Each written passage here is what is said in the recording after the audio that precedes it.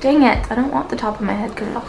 Hi friends! Welcome back to my channel, or if you're new here, welcome to my channel. My name is Annalise, and I put out new videos every Monday, Wednesday, and Friday. But actually lately I've been doing way more than that, like 5 times a week, so can we just...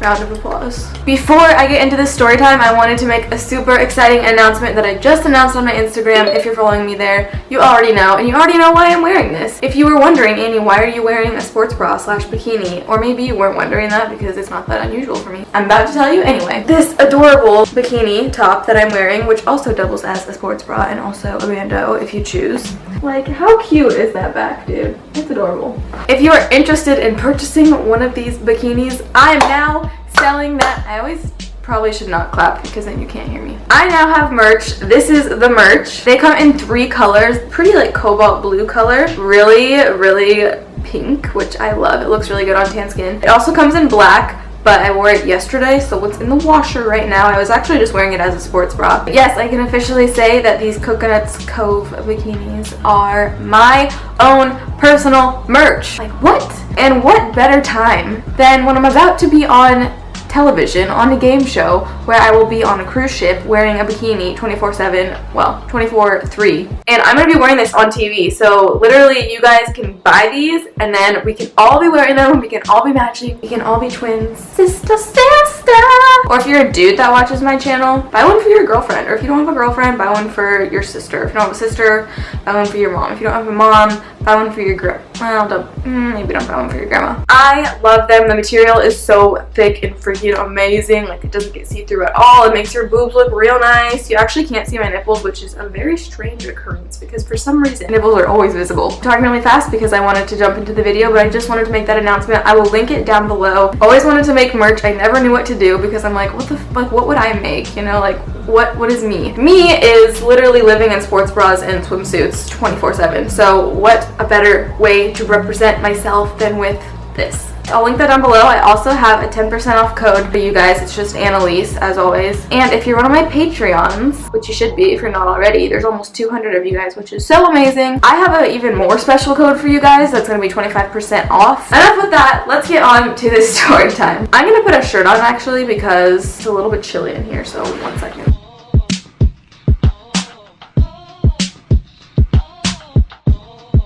So this is going to be the story of the time that I met G-Eazy and he was not the best human. I believe it was my sophomore year. We would always have people come perform at like our event center. One of the times G-Eazy came, he's like a white rapper. He sings, just no, I mean it. I fuck your bitch, that guy. Basically, I got tickets with my friends to go to that show. Apparently he had like guys that he brought along with him on the tour bus or whatever, and their job like before the show was to like scout the campus, find attractive girls that he would be attracted to, get their information, and then like get in touch with the girls or whatever. So the guys that were on the tour bus ended up finding 6 girls, and I was one of them. I literally remember I was walking out of this place called the Joe, which is like the center kind of campus of the school that I went to.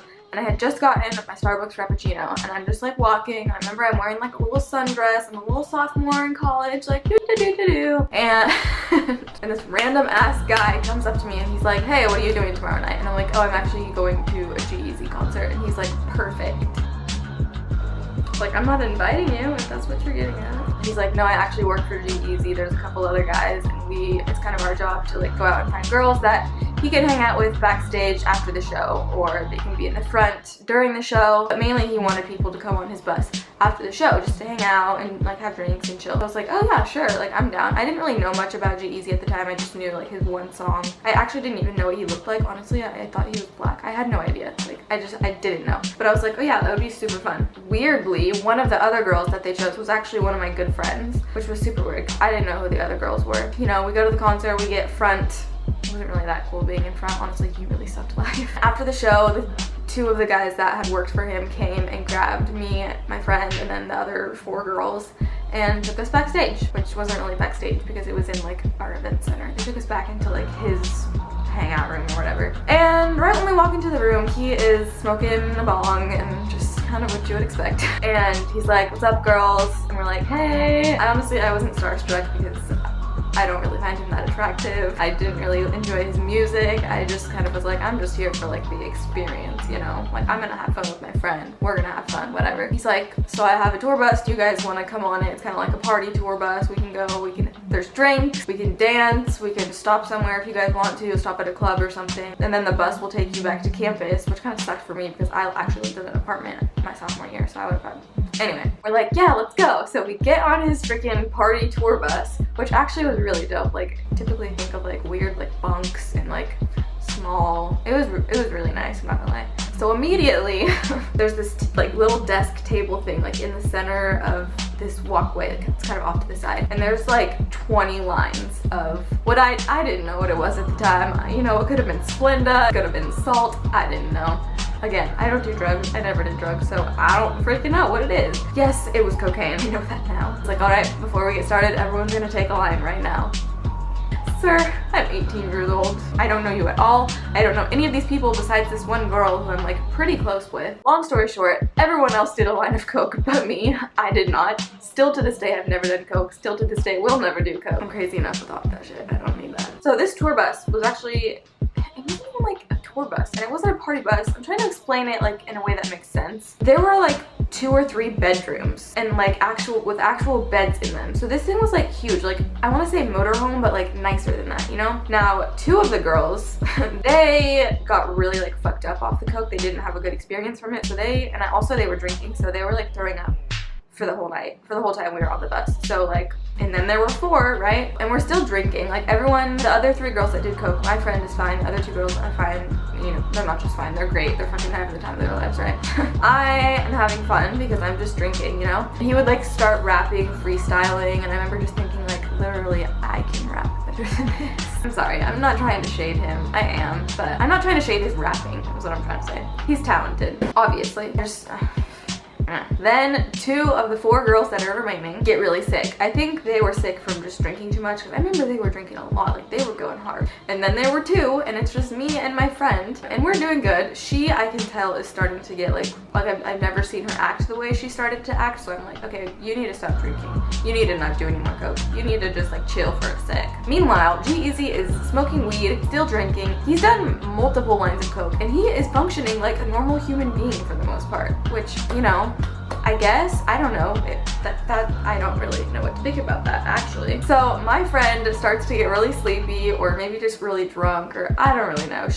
Her body was just filled with too many things that are bad for you, right? I was drunk, but I wasn't like shit-faced. Like, I was definitely coherent. So he's like, girl, go lay down in the spare bedroom. Spare bedroom, like it's a fucking house. No, there's like 2 bedrooms in this thing. Which one?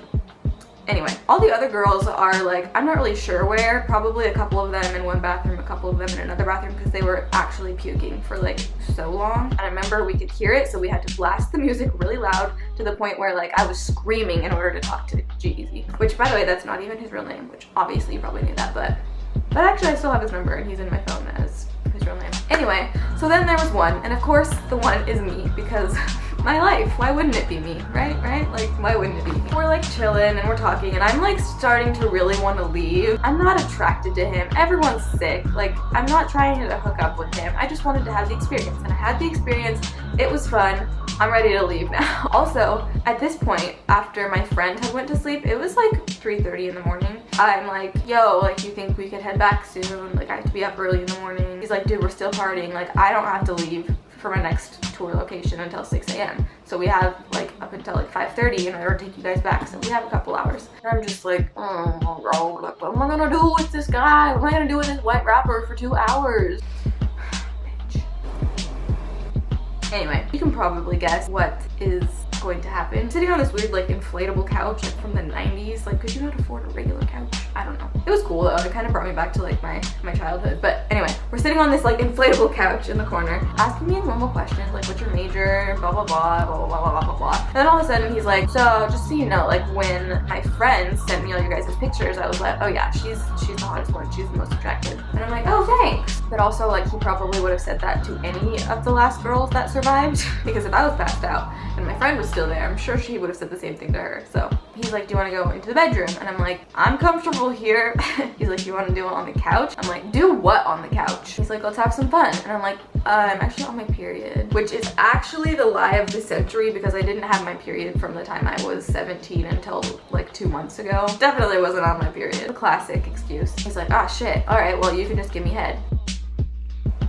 So blunt. So literally blunt. He was probably smoking blunt, but literally so blunt. I'm just like, bitch, what? I did not sign up for this. I signed up to come on this bus, to have fun, have a story to tell, not this kind of story, to have like the fun time that I hung out with G-Eazy and like we had fun, and not the time that I was almost forced to do coke and drink more than my tiny 80-pound body could handle and then give this white rapper who I did not even think was talented or attractive head. That's not what I signed up for, girl. Long story short, I told him, like, I'm kind of seeing someone actually, which I was not. This was actually before I had met my boyfriend. It was actually like a month before I met my boyfriend. But I'm like, I'm actually kind of seeing someone and blah, blah, blah. And he's like, so? Like, who cares? Like, when is the next time you're gonna be able to hook up with a celebrity? And I'm like, honestly, probably next week. No, I'm just kidding. Totally kidding. But I have hooked up with a celebrity. If you want to see that story, let me know down below. He gets hella pissed off. He's just pissed that he can't get his dick sucked. I ended up walking to the front of the bus and telling the fucking driver. So that was the story of the time that I met G-Eazy and he wanted me to do coke and then suck his dick. I hope you guys enjoyed. Celebrity stories are always funny because it's like, what are they really like? Are they cool people? Are they not cool people? They're just people. Thumbs up if you liked it. Thumbs up if you think I'm amazing for saying no. Just say no, girl. Just say no if you don't want. No means no. Subscribe to my channel if you're not already. Thank you guys so much for watching this video. I hope you have a lovely rest of your day. Bye!